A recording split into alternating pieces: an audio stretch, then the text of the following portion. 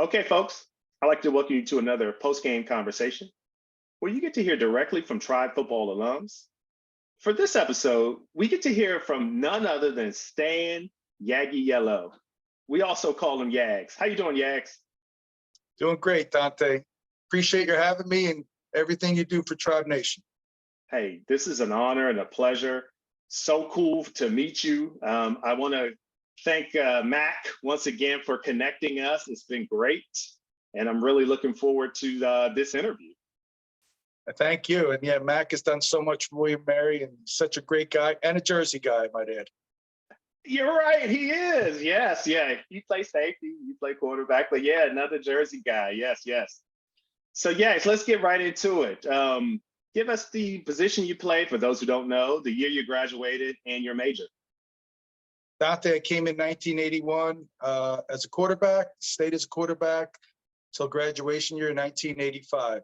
Majored in business and with a minor in psychology. Awesome. Awesome. Now, you got a lot of stories. So tell us about your journey to William and Mary. You were a Jersey guy. You were entrenched in Jersey. You were going to go to college in Jersey, but you ended up in William and Mary. Tell us about your journey to William and Mary. Dante, it was very interesting. I had been offered to Rutgers early on in the process. So stayed in touch with them my whole senior year and also was offered by Boston College. But my last visit was William and Mary. I went down to the Berg and my recruiting coach is Phil Gennaro, who I just saw yesterday. After 40 years, we're still in touch. Came to visit a few of us here in Jersey. Wow. And I fell in love with the school. Was really, I knew the school was dedicated to the passing game. I knew it was good academics, but I was more interested what type of football William Mary played. Yeah. So they were dedicated to the passing game, and I just felt comfortable with my decision and ended up at William Mary. That's Thankfully. amazing. That's amazing. Now, with that, with the scholarship that you didn't take, do you have an interesting story around that one? I'd love to hear it because I want to hear it again. Well, I have a couple. Interestingly enough, Dante, we spoke about this a little earlier. My dad coached Jack McNell at Boston College in college. My dad was a head football coach at Montclair State, Jersey. Jack took over Boston College, got late in the recruiting process, offered me, scholarship there. I turned it down. They had some guy from Boston named, I think his name's Doug Flutie. He took the scholarship. Anyway, the rest was history there. They did very well, believe me. Yeah, And my other story would be just at Rutgers, after committing to William and Mary, I called the Rutgers head coach and just thanked him for the whole process. And he wanted nothing to do with it. He hung the phone up on me and said, yeah, Yagiello, or whatever he called me at that point, I'll see you on the field. And 2 years later, we met Rutgers at Rutgers. And we were coming off a big win. And I got my butt whooped. Let me tell you something. I got a good old New Jersey butt whacking, believe me. So anyway. I love it. I love it. Thank you for that. So you went to William and Mary, set all kinds of records. Tell us about your experience at William and Mary. Well, I came in Coach Laycock's inaugural years, and I played with a couple of real good quarterbacks that time.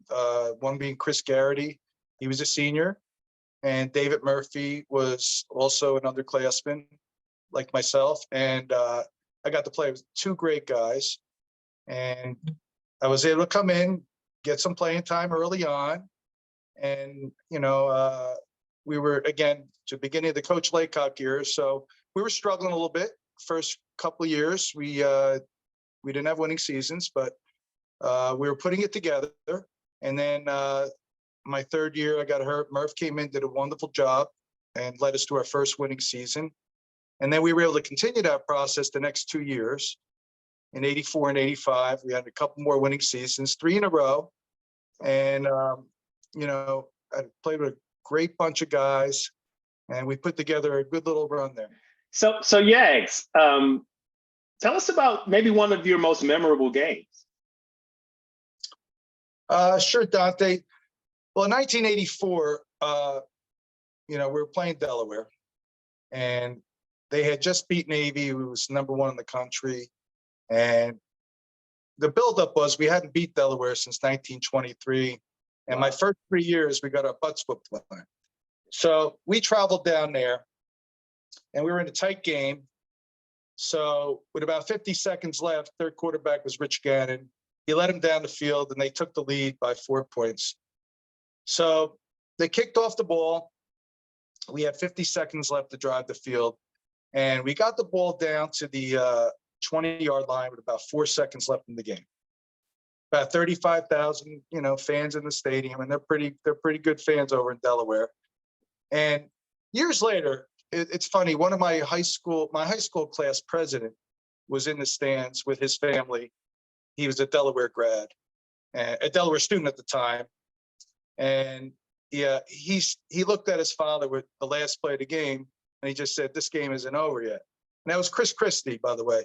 Wow. So anyway, we were able to complete the pass on the last play. It was a long play. It took about 10 seconds with a little scrambling going on. Jeff Sanders caught the ball in the corner of the end zone after a little bobble, pulled it in just before going out of bounds, and the stadium stopped. So I bet. that was a fun experience, and I'll tell you, we played a great game as a team. Defense kept us in the game against a tough quarterback in Rich Gannon, and it was a memorable Tribe victory. Yeah, I don't know, Yags, if I ever beat Delaware in Delaware. I think the only victory that I got to look at that again, but the only victory we ever had against Delaware might have been at William and Mary. So I don't think it was much different after you guys as far as like beating Delaware. I mean, that's a big deal. So thank you for that. Yeah, and Glenn Bodner caught a couple passes on that drive that were very memorable. What a great player he was as well. And yeah, it was a great victory for the Tribe, and great team effort. The teammates I had at William Mary and the friendships you make on the football field, absolutely, they last a lifetime. And I'm living proof of it. I stay in touch with so many of my old teammates, and I'm especially close with a bunch of the offensive linemen. Some of the guys like Bull you've had on, Perk. I was really close with Soldy, Shape, Yogi, Ray Biscuit, Archie, Menke, Sweeney, Doug Williams, who was a tackle who passed away very young in his 20s. Wow. And I even remember back to Doug Martini, my freshman year. What a great guy who became a doctor. So they were just some of the guys, but these men that I have had a direct impact on my life for a long time, and actually my existence for 5 years as well. Okay. And, after mentioning all those young men, those wonderful guys, we had 2 great offensive line coaches too. It have to be mentioned. Coach Stewart. Coach Stewart was a legend. One of the things he always mentioned was don't point fingers, point thumbs. And Coach Stewart went on, and he had a great career at West Virginia as well. And Coach Bratton was also an outstanding offensive line coach. And had so many great other coaches too. I can't mention them all, but we had Kelchner, Keppa, Faragali, Coach Rogers, and like I said, Phil Gennaro. We just had a tremendous group of people in the early 1980s. Thank you so much for doing that. And I'm sure those guys are going to be eternally grateful for your friendship and you shouting them out on this. So yes, I'm glad we can't miss. So yeah, after you played with those guys and after they protected you and allowed you to graduate, so to speak, and be successful on the field, tell us about your journey to where you are today. So, yeah, I went on, and I had some chances professionally. I was in 6 different cities in 3 years. Wow. And I guess my best opportunity after being with the Redskin camp and going into some other leagues, I was a couple teams in the Canadian Football League, a couple teams in the NFL, a couple teams in the Arena Football League. I made a couple teams, but my best opportunity ended up being through a William Mary connection. I was with the Montreal Alouettes in the CFL, and Coach Faragali was there as the offensive coordinator. He was at William Mary for 2 or 3 years in the 80s. And so I went into that team, made the team, and lo and behold, it folded the first game of the season in 1987. Wow. So that was a little discouraging, but It had nothing to do with you, of course. yeah. And then from there, I played a little bit here and there, but ultimately I ended up in sales and had to make a living at that point. Ended up in sales. I've been in the sales career for like 30 plus years. And during that interim, I went back and played football again, but in a different capacity. I joined the fire service, and I got hired as a full-time fireman when I was in my early 30s, and worked in that business for about 10 years, and loved it. I likened a lot to football. You know, it's very similar. It's a paramilitary operation, but very similar to being on a football team. And so I did that, and then I continued my sales career up till today. But now I'm kind of semi-retired, playing as much golf and pickleball as I possibly can, and spending some time in Florida, you know, during the winters especially. Nice, nice, nice. I'm a little jealous with the Floridas in the winters, but I digress. Well, that was awesome. Hey, Yags, anything you want to leave with folks, alums, current students, whatever it is, anything you want to leave with folks? Well, sure. You know, the one thing great about playing college football and playing at William Mary is I think something we learn more than anyone else that comes out. We learn how to play under pressure. Absolutely. And working as a team. I think these are qualities and skills that help serve many of us in many different areas of our life. Helps us handle any challenges we have out there. So that's number one. And number two, you know, something we spoke about a little bit earlier, nurture your relationships, and your teammates will always be there for you. I'm still friends with so many guys. I have to mention some more guys. Bernie, Good. Morazzo, Sandman. I mentioned Chris Garrity, Riggs, Gilly, Bodds, Scandu, Clem Murph, Wolfie, who we just lost. God bless his soul. Bobby Wright, Kelso, my friend Mac, Hoagie. All these guys are such wonderful guys. Rodney. I can go on and on. I could bore you for the next 2 hours. But anyway, nurture those relationships. They'll be there for you the rest of your life in any capacity you want them. I found that out over the years, you know, and I've never had to call anyone for business reasons, but, you know, for just about everything else I have.